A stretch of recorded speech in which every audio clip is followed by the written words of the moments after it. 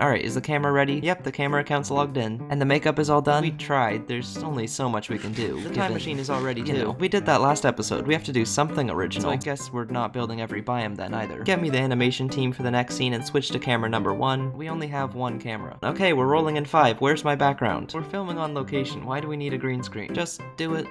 Thank you. Turn on the hair, and action.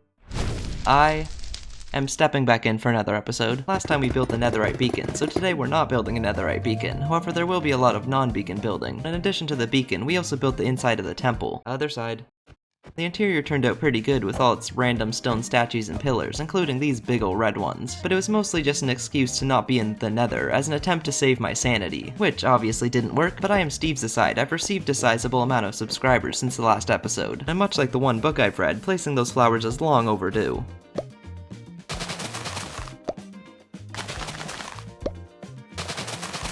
And just like that, the entire outside of the room is full, which is already pretty crazy, but we still have 1,538 left to place. Definitely thought I would get away with not designing the middle for a lot longer. I designed this room expecting it to easily be big enough for the rest of the series, but now I think I might need to make the room bigger, or make the flowers smaller. Just like the rest of the room, the design for the middle will match the ceiling. And so to make these butterflies, I thought it'd be cool if we used some pink petals.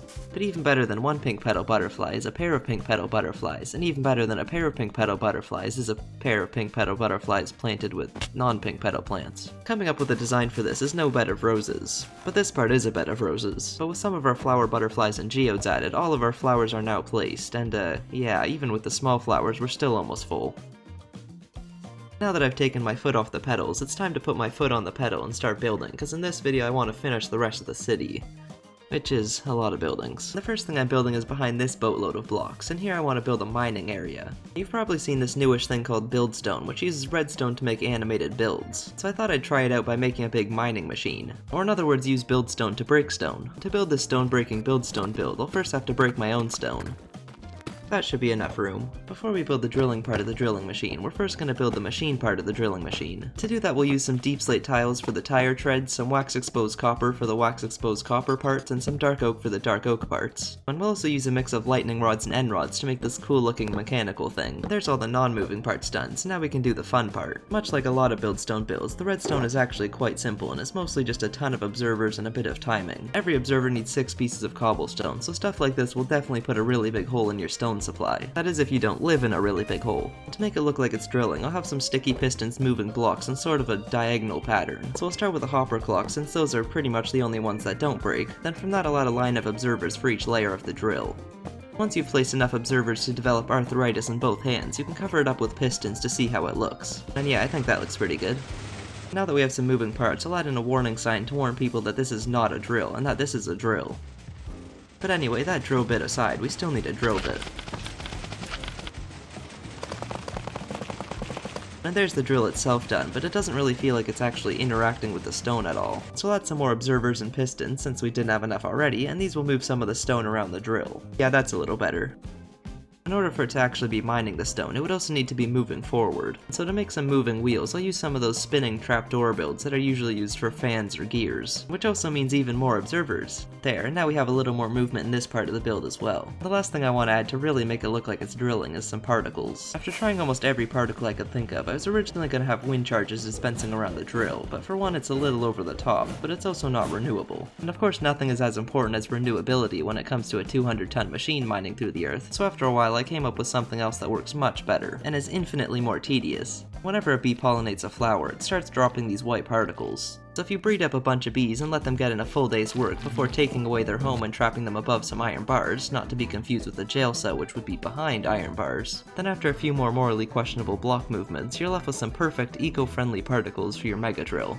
But anyway, now that we've gone all in with the fallen pollen, the drilling machine is finished, and I have to say this is definitely one of my favorite things that I've ever built. Although I'll probably say that a lot this episode to make whatever I'm doing sound more interesting. The only thing I don't like about having a build like this is it kinda makes the rest of the base look really still. So to fix that, we're gonna take a deep breath and get over it, cause that stuff takes a while. But a mining operation needs more than just a drill. Well, not really, but it does if you're trying to make a video out of it. So to make the runtime longer, I'll next add a place for the drill to go after its runtime is over. This has to be big enough for the drill to fit inside, so it's definitely going to be one of the bigger buildings. It's a little too big to see all at once here, but the whole frame is now framed even if it doesn't all fit in one frame. This wall is sort of split into 3 sections, so to fill them in, this first part we'll use grey concrete and deep slate to make this dark grey color. Then the second part we'll use toughened glass to make this less dark grey color. And the top part we'll use sandstone to make this even less and not really grey dark grey color. We can then add some dark oak detailing and then cover it in lanterns like the rest of the builds down here. The rest of the side details and the entire roof are made from copper, and I don't really feel like waiting for the stuff I have to oxidize, so I think I'll just go to a trial chamber and get some there. The wind charges might not have worked for the particles, but we can definitely use them for transport.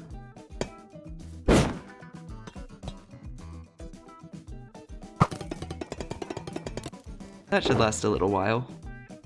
Using that copper, I added this little band going across the side, as well as some pipes made with levers and lightning rods. Then on the front, I added this big copper wheel to represent the drilling machine, which I now realize doesn't actually have wheels. Apparently copper was my favorite block while designing this, because the last thing we're adding is a big copper smokestack on the side. But to be fair, copper gradients will never not look cool. The second last thing we're adding, with a comma after second, is a second to none garage door, this time with no comma after second. This will be made from enough stairs to give your Fitbit a mental breakdown, some banners, and a couple of tripwire hooks. And there's the drilling machine garage fully finished. The next thing we need is a machine that processes all the ore that the drill mines. This machine isn't going to be animated like the drill, so it obviously won't be as cool, but at least it'll have the benefit of not sounding like this. On the side of the crusher, we first have an ore elevator made from grindstones and hoppers to elevate the ore. Then using anvils, we have the actual ore crusher that actually crushes the ore. Then lastly, we have a little conveyor belt to conveyor belt all the ore. So in summary, it's rushed up, crushed up, and brushed up. On the side, we can also add a little pit for all the excess stone to go. So I guess it's now rushed up, crushed up, pumped out, dumped out. But anyway, let's add a few piles of iron ore and a wheel on the back, and then that's the crusher done. Beside the ore crusher, I'm also adding another little building, because in addition to the giant drill, this is also where the 7 CGI creatures from Snow White work. So here I'll add in a few high hoes, and some pickaxes for mining actual gold instead of comedy. And with that and a couple of other small things added, the mining area is now finished. Since we already have a little bee breeding area going, and I've definitely lost a few points with the Humane Society, why don't we next build a nicer home for the bees? Not these ones though, they're staying. The honey house will go right up top here, so that unlike all the sad bees down there, these ones will be flying high. It's also far enough away from the drill where I can turn my sound on again. Before we build the actual building, let's first add on the area for the bees to go, and this will just be a little wooden covering. To get the bees in here, I'll just place a few empty beehives, and then we can use— oh, I guess that one already had bees in it. Nothing wrong with a good freebie, I guess. We can then place a few flowers right in front so that the freebie bee doesn't become a freebie. There we go. To build the building, I want to use some of the newish pale oak wood, which I don't have any of, so I guess let's go find a pale forest. I haven't been able to find one yet, but I did find a dark oak forest, and those pretty much look the same, so let's just turn down the saturation a bit. And here we are. While we're here, I also need some bones, so why don't we do some pale paleontology? I don't really even need bones, I just wanted to say pale paleontology. Anyway, now that we have a bunch of pale oak wood, let's start by building the frame out of dark oak wood. We can then fill the walls with some smooth sandstone and brown terracotta to make this beehive looking design. And then on the side, we'll have this even more beehive looking design, which will store all the honey. And then finally for the roof, we're actually going to use a different color than the usual blue or red, this of course being yellow. And on this roof, we can add a little wooden bee using 2 pale oak slabs. To fill the area beside the bee build, we can use some honey blocks, glass, and flower pots to make these Costco-sized honey bottles. And since we're pretty much at the top of the base, I also want to add a little flower-shaped lookout. I'm not sure why only the beekeeper gets a lookout area, but I guess it could be useful for finding any free freebie bees. If you're scared of heights, you definitely wouldn't want to come out here, but to be fair, if you're scared of heights or value your safety at all, you probably wouldn't want to live here in general. This is definitely one of the more random builds, but when there's this much space to fill, the criteria for what stays isn't exactly strict. Anyway, there's the bee area finished. To transport stuff like the honey bottles around the base, we have these butterfly pickup stations. But there's not room for one of those here, so instead I'll build a crane to lower the bottles down to the one below. There's the crane done, although I'm not sure why I'm craning my neck to see it when I can just step back. But the station below is currently faux, so let's go ahead and make it so. And while we're at it, I also need a smaller red one over here, and a smaller blue one up here, which I guess I'll have to put on a diagonal to fit. Directly in front of this station, if this station was 20 blocks this way, we have a mob spawner. So just like we did with these ones, we're once again going to have it being carried between the pickup stations. And since it's the same as the other ones, I'm allowed to build it completely off camera without saying anything about it. And since butterflies are used throughout the whole base, I thought it'd make sense if we also had some caterpillars. The first one will go up in this little spot here and will be a monarch caterpillar. So to cater to this kind of caterpillar, we can start with a striped yellow, black, and white body. Then onto the stripes, we can add even more stripes using banners. Then onto the banners, we can add some stripes to add some stripes to the stripes. But we can't call this herbivore finished before adding some herbs, so I guess I'll add a little pile of leaves here. And there's the first of the caterpillars added.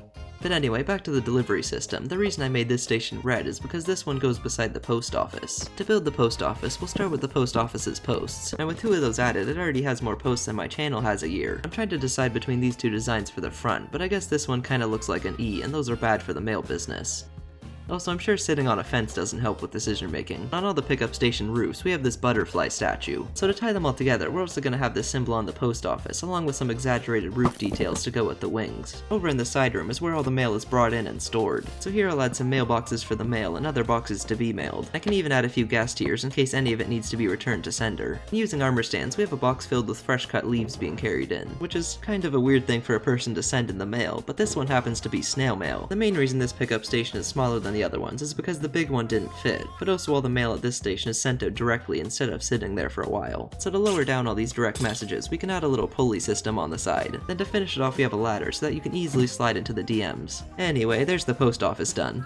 Much like another world where letters are delivered by winged creatures, this next building will have some magic. And for this build I came up with a completely new build style from the rest of the base. And for once I'm not saying that sarcastically, as I want to make this building purple. But unlike Harry Potter, I can't use Accio, so back we go to mining slow, or in this case whacking stone. In addition to cherry wood, I want to try building out of coarse fruit, which I don't think I've seen anyone do before, possibly for a good reason. And of course coarse flowers don't grow on coarse dirt, so we first have to hide some endstone. Then from here you pretty much just wait for this to grow and break and replace it whenever it doesn't grow straight up. Yeah, I'm starting to understand why no one does this. There's number 1 done. Doing this kinda makes you want to run face first into a wall, but there's the last 3 added. And speaking of running face first into a wall, if you count both the coarse and cherry posts, we now have 9 and 3 corners. Just like the walls, the roofs of these buildings will also be purple, so for that I'll use some blue terracotta and purple concrete. To help transition between the purple and purpler, I'm next adding some pale oak wood, which will also go really well with the white and the coarse flower. And unlike the honey house, we're actually using more than 2 slabs this time. There's the outside of these 2 buildings done, but to make these buildings into this building, we need to connect them with another building. And this one will be darker than the other parts, mainly being built with nether brick to give it a sort of mysterious feel. Then to further add to the dark prisony feel, I'll add on this serious black roof. I really like this lily color on these side parts, so I think I'll add some here too. But speaking of really liking lily, I do have to sever this shape. We can then finish this part by adding a few non-floating candles. And there's the outside done. To build the interior, I'll start by connecting the builds with some doors. Ones that go nowhere, of course. So there's 1 door and 2 doors. Not sure why I'm using them to count like it's some kind of abacus double door. Then on the walls I have some dark oak based exhibitors, or Daub-E the house shelf for short. And I'll cover these with a bunch of flowers and crystals, as well as a key. No one really knows what the key is for, but it's pretty safe to say that you're a wizard's spare key. In the center of the room we'll have a big cauldron for mixing potions. For example, you can mix a feather, a prismarine shard, a chipped anvil, and some coffee beans to make a levitation potion. Or you can use the technical name Wing Guardian Heavy Mocha. Outside I added another armor stand, and it looks like she's trying out the levitation potion. But her minor danger aside, all that's left now is to add a little garden back here with some magic looking plants. And there's one of the more unique buildings done. To sort of continue this build up here, I'm next adding a fortune teller's tent. And we're once again going to be building with purple blocks, but this time the purple is purple. Then the rest of it will be smooth sandstone. On top of the tent, I'm also adding a moon, because a lot of my reference pictures had moons, and I figured why not. I previously had no intent to building the interior, but in the tent is so small that my last intent became past tense. There's not much room in here, so I thought I'd decorate with a few banners. After trying a few things, I came up with this design. I couldn't tell you what it's supposed to be, but I think it works. To make the crystal ball, I tried a few different things, but I ended my crystal surge with an end crystal. And since it's not explosive enough already, let's also add a respawn anchor. And there's the tent done. Ow, did you just shoot me? Yes, you did.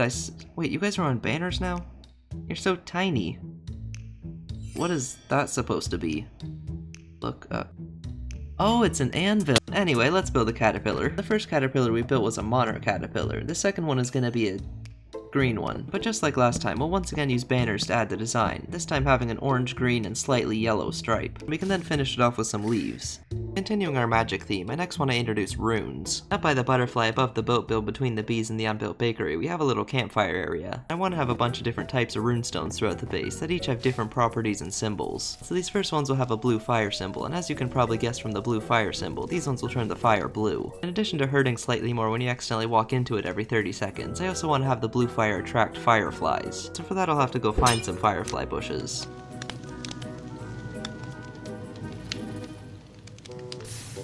I'm yet to see any around here, but I have found a bunch of these regular bushes, so I should be able to make some firefly bushes if I mix some flying fire and bushes. That worked pretty well, but all that bush burning kinda makes me want to confront a pharaoh for some reason. Biblical plagues aside, I now have the fireflies in, and I think it makes this place look pretty cool. Beside the campfire, I built in this little lantern-making building, and the reason I have this here is because the fireflies from the soul fire are used to light the lanterns. With the amount of lanterns I have in this base, that would probably mean firefly extinction, but we're not gonna think too hard about that. To make it look like they're being caught, I have an armor stand holding a bottle, and then if we place some invisibility potions and glow item frames, it kinda looks like fireflies in a bottle. These fireflies are then combined with glass, chains, and sometimes other materials to make the lanterns. And there's that area done. We still have a lot of buildings to build, and I imagine you're getting pretty tired of hearing me tell you what each of the frames are made of. Unless you aren't, in which case they're pretty much all dark oak. So why don't we start off the next few builds in a time lapse.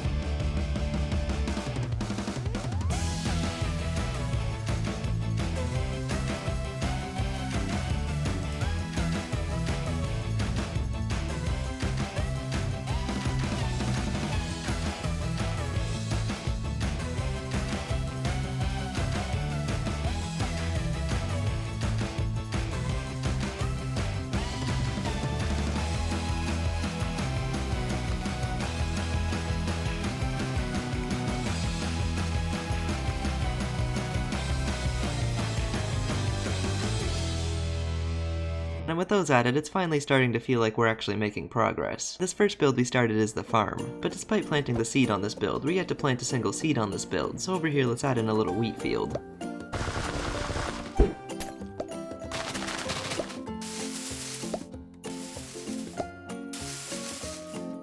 But much like any good farmer, I don't want my crops to grow evenly, so to add some variation, I want to add some grass that's about as dry as this sentence.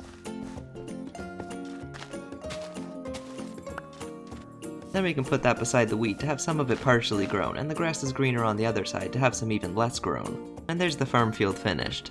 To transport some of the hay bales like this butterfly is doing, I added another crane to lift them up to this station. I also added a bridge down there, but we'll cross that bridge when we come to it. I have now come to it. On the side of the building we have a watermill. It's nothing too special, kinda just the standard run-of-the-mill mill. But to make the run-of-the-mill mill, inside we have a few hay bales as well as this thing for mixing and crushing the grain. The machine itself looks a bit aggressive, but I guess no pain, no grain. Then to connect it to the mill, I'll add some more of these belts that we used over in the workshop. And actually, speaking of the workshop, we have it being powered by these chickens, which I guess isn't a much better fate than the particle bees. But no harm, no foul, and no farm, no foul, so here we'll add an egg incubator to hatch the fowl. We don't have much room for many crops under here, but I think I can fit a mushroom farm under here. There we go. Behind the building we have this little cave, and here I want to add an orchard. So first things first, we have to texture this room like the rest of the cave, which is hopefully the last room I have to do like this. While I was at the Pale Garden, I also picked up a bunch of resin clumps. It turns out you can actually place these on leaves, which I think makes for a really nice looking orange tree. So we can then fill up this room with a bunch of these to make an orange orchard. Of course making sure to keep them in perfect line so that it's an ordered orange orchard. Then to light up the room, similar to how we have these flowers out here, we can have these tiny flowers made from stairs and ochre frog lights. Which of course also makes it an ordered orange ochre orchard. To add a bit of variation, along this wall I'm putting in a couple of apple trees using item frames. I'm not sure which of these trees I like better, but I guess that's just comparing apples to oranges. If you look at the block of resin, it also kinda looks like a pile of oranges. So using these and some trapdoors, we can make some barrels to store all the fruits of their labor. And similarly, I also built this fruit stomping pit to make some orange juice. To continue the farm onto this ledge, I'll add a little pumpkin and watermelon patch using some pumpkins, watermelons, and patches of grass. The pumpkins are then brought over to this area to be carved. And here's where I want to have the second set of rune stones, these ones representing life. The thing I chose for this symbol is the thing. To show these runes in action, I decided to have an iron golem being made. So for that I'll use one of the carved pumpkins, as well as some poppies and vines to make the golem, and then some glass for the magical swirly things. And yeah, I think that looks pretty cool. To make the pumpkins look a little nicer, you can use some sea pickles for the stems. And luckily I have plenty from my pleasant pal Peter the planter, who perpetually picks a peck of pickled peppers and proudly presents his peck of picked pickled peppers as a precious present, all to place precisely before the orange ordered ochre orchard. Anyway, let's build the caterpillar. Unlike the last one that was a green one, this one's gonna be a lime green one. In addition to the usual stripes, this time we'll also have some orange spots. There's caterpillar number 3 done, and with that the whole farming area is finished.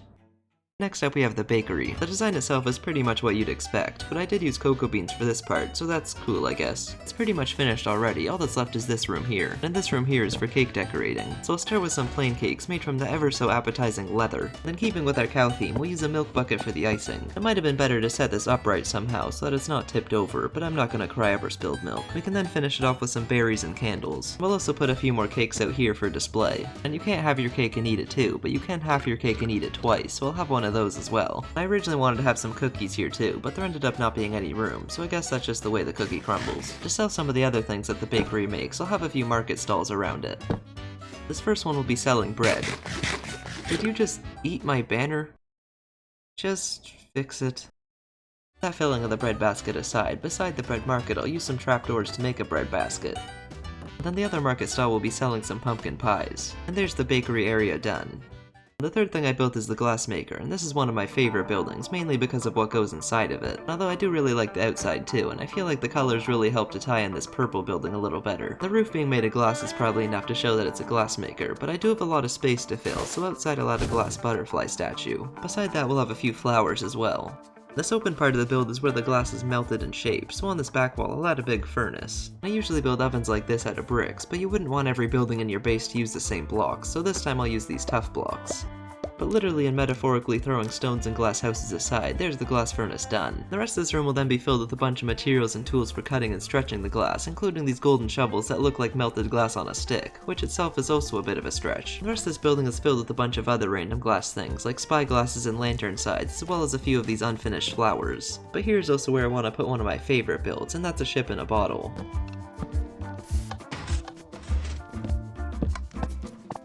There's the bottle and stand done, but you can't have a ship in a bottle without a ship in the bottle, otherwise it's just a shipless bottle. So behind the bottle I'll dig out a little room and build a bigger bottle at the back that's far enough away that it looks like it's inside the bottle. It took a while to get the shape just right, with the main bottleneck being the bottleneck, but I think that should work. And the real reason I wanted to have this flower here is because using the amethyst along with this chair, you can line yourself up perfectly, and as you can see, that shape fits in the bottle really well. So now all that's left to do is replace this stone and add in a boat. And with that added, we now have this really cool looking ship in a bottle. Just to add some more detail to it, I'm adding a fish down in the water, and since this part is being looked at pretty much straight on, I can layer a few stairs and a button to make a seagull. And there's the ship in a bottle finish, which you can actually use a spyglass to take a closer look at. Which definitely helps you see the seagull a lot better.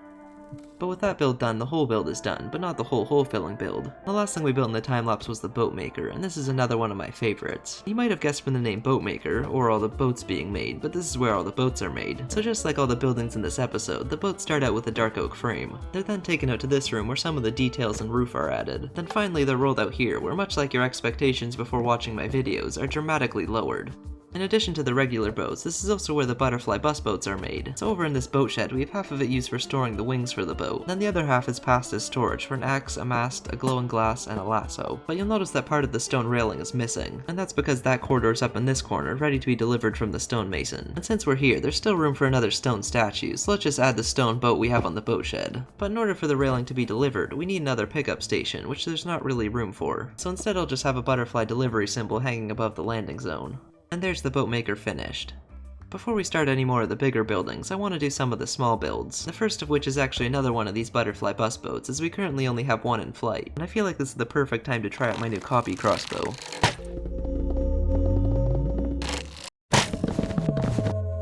And And now that we have a butterfly bus boat sequel, we also need its butterfly bus station equal. So since there's a bunch of buildings on this layer, and a space that needs to be filled, let's put it here. And this one will be exactly the same as the other one, except this time the butterfly lampposts are pink and yellow to match the new butterflies. Behind the lamps, I'm also adding a schedule board to let you know when the butterflies are coming, just in case the giant butterflies flying toward you isn't enough. To finish this off, we'll add in a few more of these orange trees. Now with that, this whole area is now done.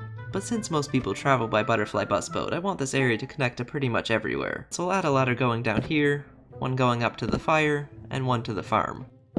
Before the butterflies can carry the bus boats, or anything else, they first need to be trained. So up on this ledge we'll have some training equipment. The first thing will be one of these carrier platforms with a few anvils, and more than a few anvils beside it to practice carrying different weights. Throughout the base we have these landing perches with different sounding horns to call the butterflies. So up here we have a wide array of horns to play, each with a different sound for the butterflies to practice.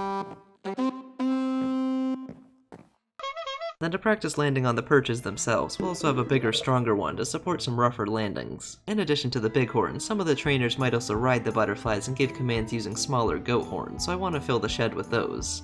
Oh, so I built a shed, so I guess let's go find some goats. That's definitely not a goat, and far from being the goat, so let's just... What wrong has he done? Spare his life. The only use he has here is the 2 leads he drops. He may not have much use, but even a nitwit has a place in the village. Well, he doesn't. Why do you think he's wandering? Why should I listen to either of you? You're literally just forced perspective. I am gonna kill it, though. Anyway, I found some goats now, so I guess let's just wait for their self-induced concussions. I only need one more now, so if you just stay still, I should be able to take it off like this. There we go. With those added, there's only one more thing I want to put here, and that of course is a training course. So for that I'll use 2 of the blue fire rune stones from the campfire, and 1 of the wind rune stones from the thing I haven't built yet. And what these will do is create little blue lights and project them throughout the base to make paths for the butterflies to follow. Blue lights that are very tedious to place.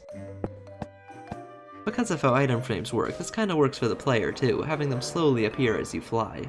It currently ends on another one of these training perches, but they can easily be moved anywhere else in the base.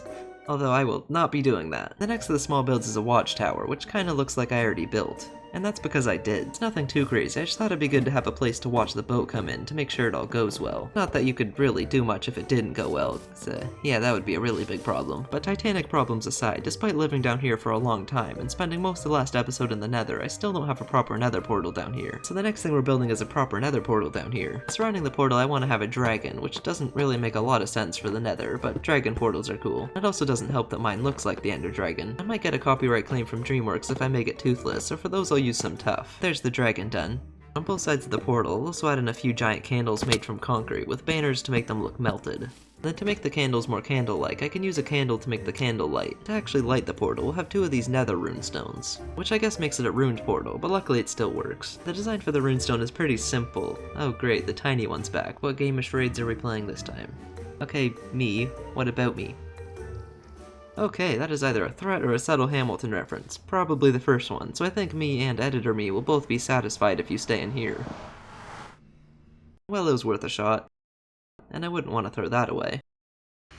To finish the portal off, I want to make it look like it's draining the life around it, using some pale moss and leaves. And just like that, we finally have a portal down here. For the last of the small builds, I had this spider spawner that I was able to incorporate into the base, so I basically just made the spider spawner more spider spawnery with some cobwebs and stuff. With all those added, we almost have this first wall finished, but there's still some areas and other walls that need to be done, so why don't we start off the next few buildings with a time lapse again.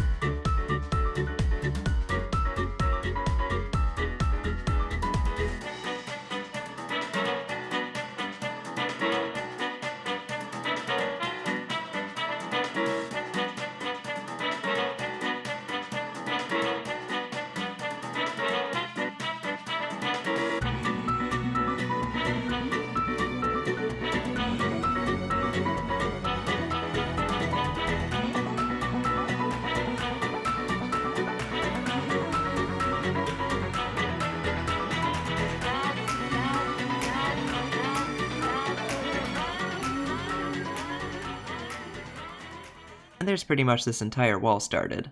And since you guys are still here, why don't you help me finish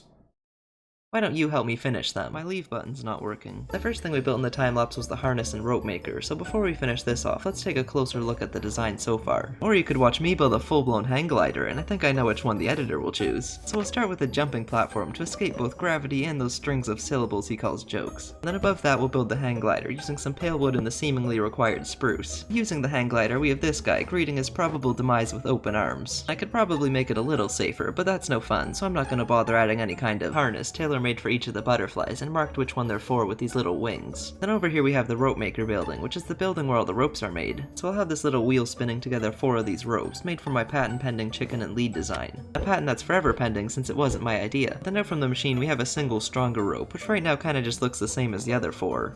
Because it is. So to fix that, I'll take away the chicken's one source of light in the darkness to change the color of the rope slightly. I guess I'm really not that nice to the animals in this base. The thing I really like about the rope maker is don't carry them too far from the hang glider storage, so I think that works pretty well. Then to finish this area off, we can add a little repair station with some string and some shears. In order to measure the butterflies for their harnesses, I'm next adding a little platform for them to land on.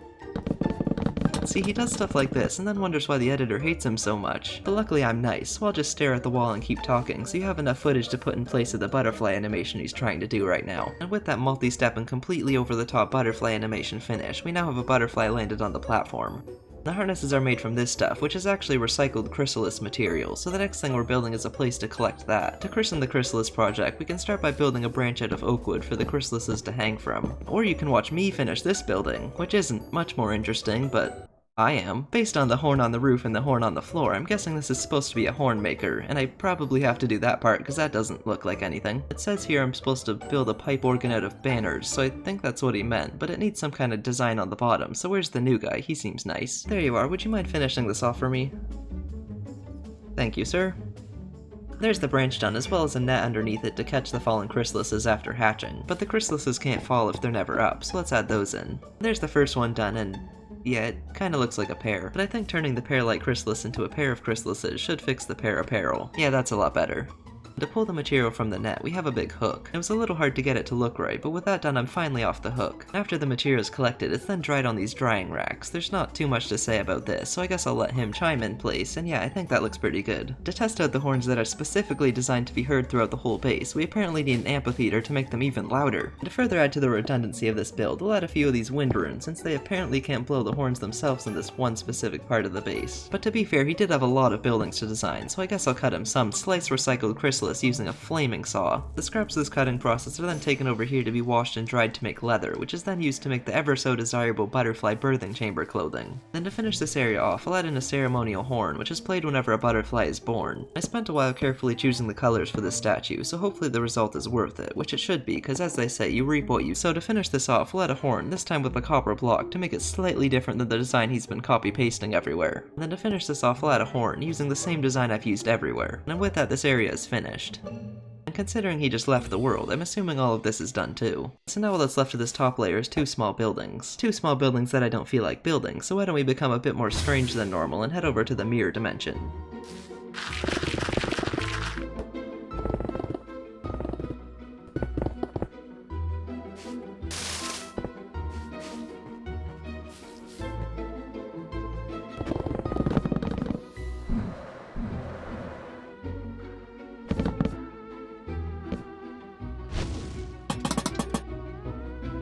Okay, that's enough of that.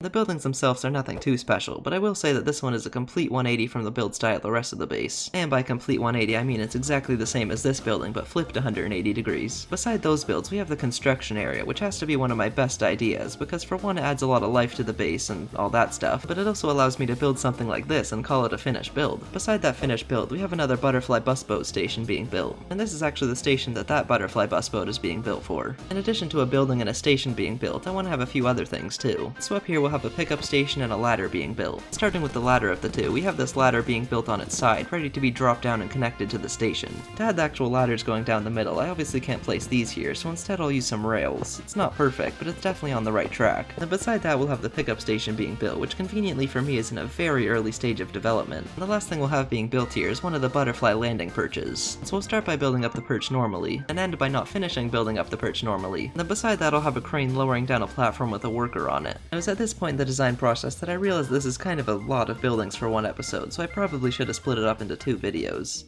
I even had a perfect cliffhanger. Anyway, let's build a caterpillar. And this one is going to be one of those brown and orange fluffy ones you're not supposed to eat. So to give it that fluffy look, I'll use some open fence gates for the side and some candles for the top. Yeah, that looks pretty good.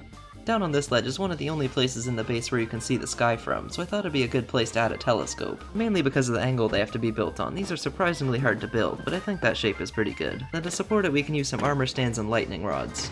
And since we're using armor stands, we can also use some dyed leather caps and chest plates to add a streak of color, if you will. And there's the telescope done. As part of the last build on this wall, I built this really cool looking moth. I even tried adding these eye spots on the back, and I feel like the leaf litter works really well for adding small patterns like this. Overall, I definitely like the moth better than any of the butterflies I've built, which is why I built the moth after all the butterflies. But the reason we have the moth here is to carry heavier equipment for destroying an old building, which you might notice is actually built in the same style as my starter base. A very similar style to that building. But the building's not made of wool, so the moth needs something to destroy it with, and for that I'm adding a big wrecking ball. Yeah, that'll do. And with the mothball added, all the buildings on this entire wall have now been built. To continue the construction theme and to finish off this wall, up here I added a few more of these technically finished buildings, as well as another moth. And this time I tried to make one of the brown fluffy ones, again using the open fence gates like I did with the caterpillar, as well as some hanging roots. And with that, we now have all the buildings done on both of these walls, leaving only this small section. But before we do that, I want to take a quick break and try another buildstone build. Ever since I filled this place with water, I've wanted to add in a whirlpool, and now using buildstone, I think I can make a pretty cool one. I was originally going to build it in this circular area here, but then I built a boat maker above it, so maybe not. So instead I'm building in this little cavern here, which keeps it away from all the boats. It also keeps it away from all the butterflies too, which is especially important for the monarch, so you might end up with a royal flush. The whirlpool will work pretty much exactly the same as the drill, except instead of pistons pushing blocks, we'll have dispensers dispensing water. So we'll start by just draining this area a bit, and then digging a little hole. Then just like last time, you start with one observer, and then add another observer observing that observer that's being observed by another observer until you have a whole observer observatory. Then above the observers, you can have a water bucket being dispensed into a slab inside so that the water doesn't spread. Then all that's left now is to add a clock, with each layer having its own timing so that the water gets faster the lower it goes. And it should be done now, so let's give it a whirl. And yeah, that looks pretty good. But whirlpools are most commonly found in water, so I should probably add that back in. And there's the whirlpool finished. Since we're in a cave, I was able to play with the lighting a bit, making it darker as it goes down, which I think looks really cool. And this is definitely one of those builds that only work in certain places. Like if you tried to build this in the ocean, you couldn't do much with the lighting or hide the redstone very well, and in general it'd probably just go down in flames. But speaking of going down in flames, the next build goes up with flames, and that's a hot air balloon. Up at the top of this wall, we have this pretty big cave opening that I thought would be perfect for explorers to fly out from, or at least perfect enough to justify building a hot air balloon. Just like me, the balloon is filled with hot air, so for that I'll use a campfire. Then above the fire, I'll build exclusively out of the most flammable blocks I could find, and we can tie it down using some anvils and tripwires. Yeah, that looks pretty good. Since the cave goes out to a jungle, I thought it'd make sense for the explorers to have pet parrots. And pretty much the only reason to have pets in this game is to build them cool stuff, so each of the parrots gets their own mini hot air balloon, which are easily my favorite 4x1 builds in this episode. Whenever an explorer goes up, some of the other people send floating lanterns up tangled style with the balloon. Even more tangled style if you hit the vines. So over here we'll have a few tables with the floating lanterns, which are the same ones we saw being made at the lantern maker. The next few buildings are a little bigger, so by now I think you know the drill. And so do I, so I'm gonna go stare at it while the rest of me build.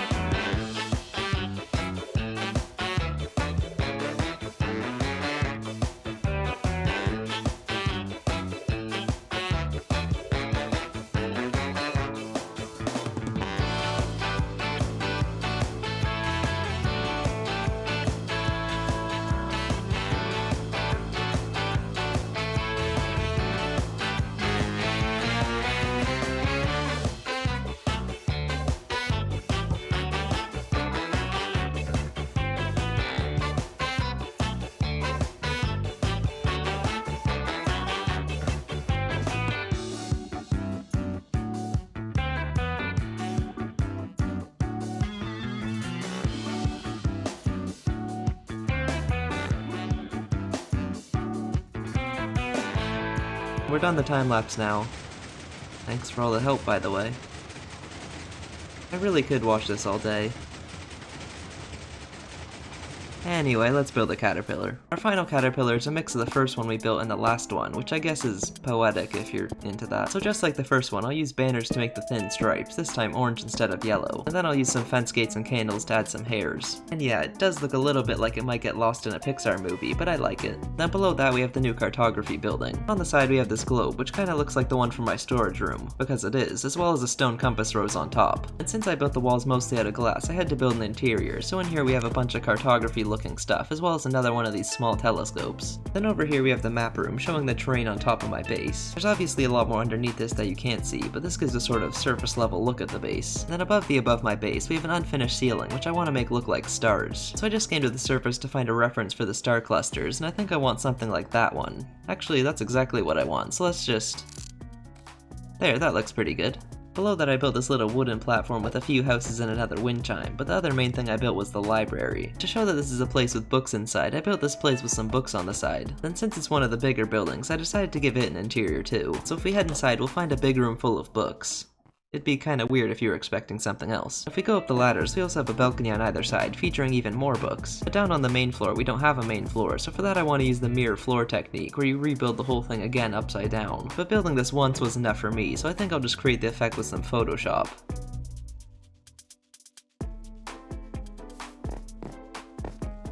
There we go, and yeah, that looks really cool.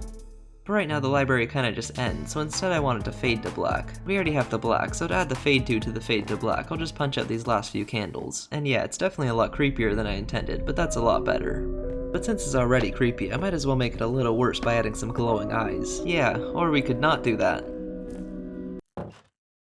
Outside the library, I added a few benches and orange trees to make a relaxing reading area. That is, if you find the screams of cliff divers in a small mining operation relaxing. But because of whatever biome this used to be, the leaves on the orange tree aren't very green. So I could either come up with a new tree design using different types of leaves, or just place a prompted post from our pal Peter the planter protesting the plight of parched plants. The main mining operation is obviously over in that corner, but this is where the material for the runestones is mined. After they're mined out, they're then dragged over to these fancy runestones where they're given their symbols. I want this one being made into a wind runestone, so surrounding it will have some light grey glass for wind. We can even use some leaf litter to make some leaves flying around with it. Surrounding it we can have a few more of these floating lights, and to finish it off a half-made wind symbol. It's definitely a little chaotic, but I think a whirlwind of blocks is fitting for a whirlwind. And with that done, every single building in the entire base is now finished.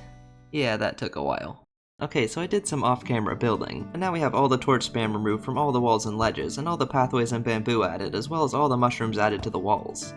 And with all that done, it's starting to look a lot more finished. Which is good, because it pretty much is finished. The final thing that needs to be done is adding in all the butterfly perches. So we'll have the first one by the one and only balloon, number 2 next to these 2 houses, number 3 up with the free BBs, number 4 by the building with the floor yet no door, and number 5 where our ship in a bottle resides. And since we're here, we might as well look at it again. Yep, it's still cool.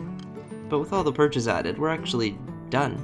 For those of you just joining this project at the end, this all started with the hole that we dug, and where we next added in these grass-made rugs and blocks to hug the wall of the hole we dug. Then in front of the blocks that hug the walls in the hole that we dug atop the grass-made rug, we added some buildings sitting all snug. Then by the builds all snug above the grass-made rug in front of the blocks that hug the walls of the hole we dug, we added in these bugs to lug, some of which are shaped like slugs. And after all we did this episode, we can now call it done with a smug little shrug, albeit at the pace of a slug shape that's being used for some of the bugs that lug in front of the buildings all snug atop the grass-made rug before the blocks that hug the walls of the hole we dug, all of which rhymes with grug. So yeah, it took a few years, but I think this base turned out really cool. For those who care, I just checked my game time and it works out to just under 19,000 Minecraft days. And since this base is finished and the Chase the Skies update just came out, why don't we see how it looks with the vibrant visuals? And yeah, this looks pretty good. I think the vibrant visuals really shine where the sun actually shines, but we do have a few places like this where we have a sunbeam coming down that looks pretty cool. I do feel like the lanterns are a bit bright, but that might also just be my excessive lantern placing not being all that bright. My favorite part of this definitely has to be the water, where you get all the reflections from the light, as well as this nice blue tint as it gets deeper. It's also nice that you can actually see all the work I did underwater for once. There's just a few more places I want to see, first being the temple interior, and yeah, the beacon definitely has a bit more of a glow to it. I also really like these copper bulbs. Next up we have the library. Oh, that's even worse now, but the eyes aside, the lighting in here looks pretty cool, although I do feel like it's a little orange. And of course we can't forget about our mining machine slash bee prison, and yeah, it still looks cool. Then to finish off where we started, we have the subscriber flower room, which you should fill by the way. But yeah, with the base built and the shaders shown, that's gonna be it for this episode. So to all my dear friends, followers, and following friend dear, thanks for watching and goodbye.